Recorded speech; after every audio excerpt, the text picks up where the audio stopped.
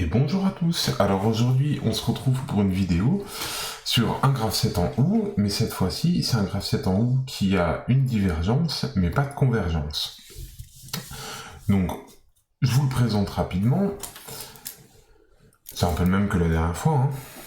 On a l'étape 0, quand j'appuie sur DCY je passe dans 1, et une fois que je suis dans 1, je peux faire un choix, ou je prends le chemin A, ou je prends le chemin B. Donc si je sélectionne le chemin A, je vais faire l'action A, et cette fois-ci, quand l'action A se termine, je reviens au début. Ou alors, je me retrouve dans 1, je prends le côté B, et cette fois-ci, le côté boucle, il retourne à 1. Ok. La dernière fois, on avait une convergence et on retournait au début. Ici, il n'y a pas de convergence, il n'y a que la divergence, et surtout, je vois cette situation qui arrive assez fréquemment, où je vais faire une boucle et revenir à une étape précédente. Donc, ce graphe 7 là, moi, je le trouve assez intéressant, et il me semblait important de vous le montrer. Toujours pareil, nous, on va faire son interprétation booléenne. J'espère que vous vous rappelez bien des étapes.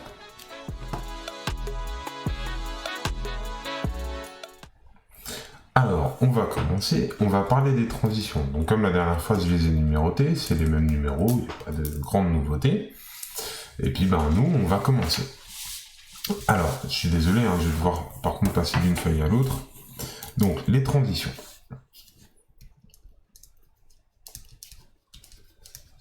Ok, la plupart d'entre vous, le temps que j'écrive transition, je suis sûr que vous avez déjà fait la première. Bah ouais, parce que c'est assez facile. Il faut que j'appuie sur DCY, que je sois dans X0, et si j'ai DCY et que je suis dans X0, à ce moment-là, ma transition 0 devient franchissable. Ok. De la même façon, on va s'occuper des suivantes. Donc ça va être A1, X1 me permet de franchir TR1.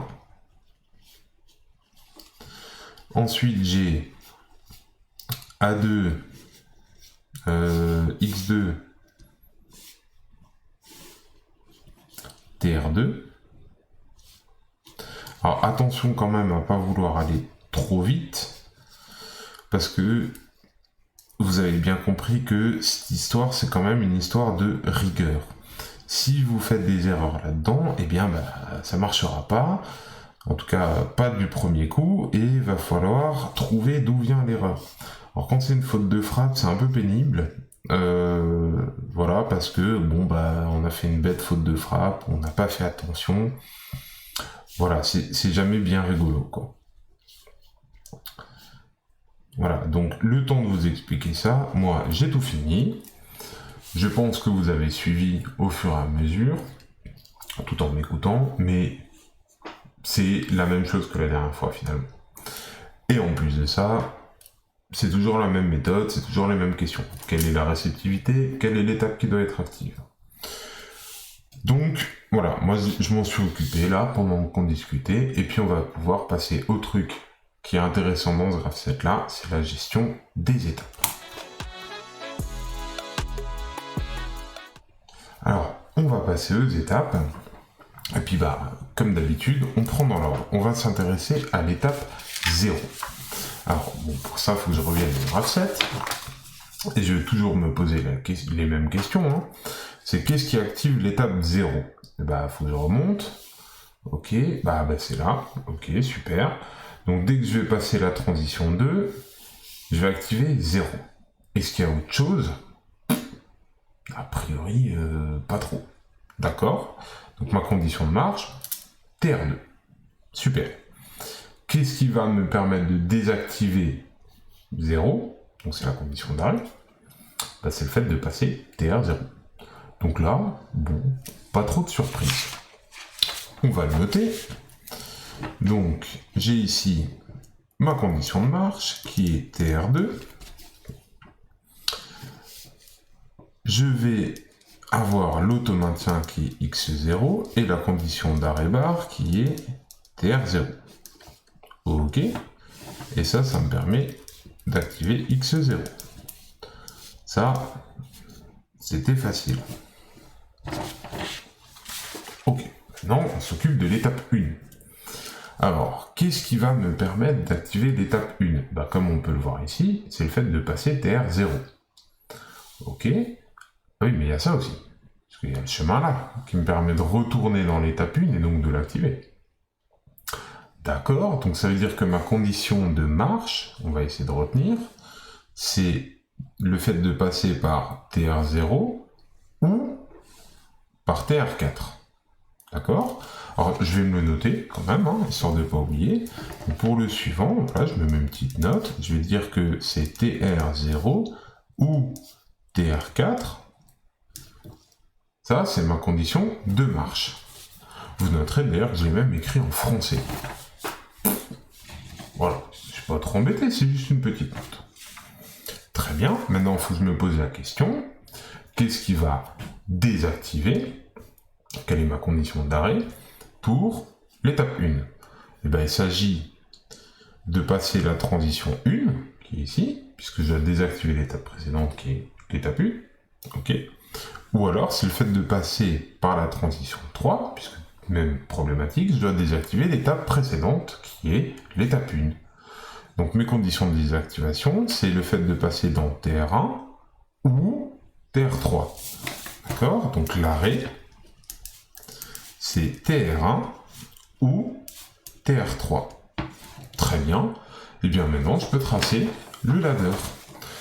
Donc si on se rappelle, c'est un peu le même truc que la dernière fois, mais avec la petite différence que maintenant, on a tout qui va être dans le même réseau. Alors, hop, ma caméra, qui n'est plus d'accord pour faire le point. Voilà. Donc ici, la condition de marche, c'est un OU, donc je trace un OU, TR0, ou TR4. Très bien, j'ai mon OU, on est parti. Maintenant, il me faut mon automaintien, qui est X1, et ma condition d'arrêt. Alors attention, c'est arrêt barre, ça faut pas oublier. La condition d'arrêt c'était TR1 ou TR3, et bien si je fais A barre, je vais mettre une barre partout ici, et ça deviendra TR1 barre et TR3 barre. Encore une fois, c'est la loi de Morgan. Donc c'est TR1 et TR3 barre. Très bien. Hop, je termine mon réseau, et ici ce sera X1. Voilà. C'est tout ça. Bon, très bien. Ok, on va passer à la suite. Donc la suite, ça nous dit quoi? Eh bien, j'ai toujours mon graphe 7. Qu'est-ce qui me permet d'activer 2? C'est le fait de passer dans TR1. Ok, il n'y a rien d'autre. Qu'est-ce qui me permet de désactiver 2? C'est le fait de passer TR2. Très bien, et il n'y a pas de surprise, il n'y a rien d'autre. Donc on va l'écrire. Je trace mon automaintien, qui cette fois-ci est à nouveau facile à faire. Qu'est-ce qui active? TR1, on a dit. Ok. Ça me fera X2. Ici, j'ai l'automaintien. Et qu'est-ce qui désactive? On a dit que c'était TR2. Ici, je mets bien TR2 barre. Comme l'exige la priorité. Ça marche. Maintenant, on va s'occuper de l'étape 3. Donc, l'étape 3, qu'est-ce qui l'active? C'est la transition 3. C'est le fait de passer ici qui me permet d'activer. Qu'est-ce qui désactive? C'est la transition 4. Est-ce qu'il y a autre chose? Rien du tout. Donc, c'est à nouveau facile. Ici, j'ai TR3 qui est à l'activation. X3, c'est l'auto-maintien. TR4 bar, ce sera pour la désactivation. Ma structure en OU. X3. Et j'ai fini.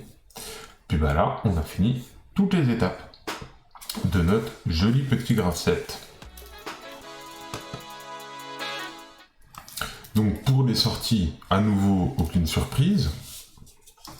À quel moment la sortie A s'active? Eh bien, quand je suis dans l'étape 2. À quel moment la sortie B s'active? Quand je suis dans l'étape 3. Est-ce que j'ai d'autres sorties? Non. Bon, bah voilà, j'ai fini. Donc pour les sorties, on va quand même l'écrire, hein, sinon ça marche pas.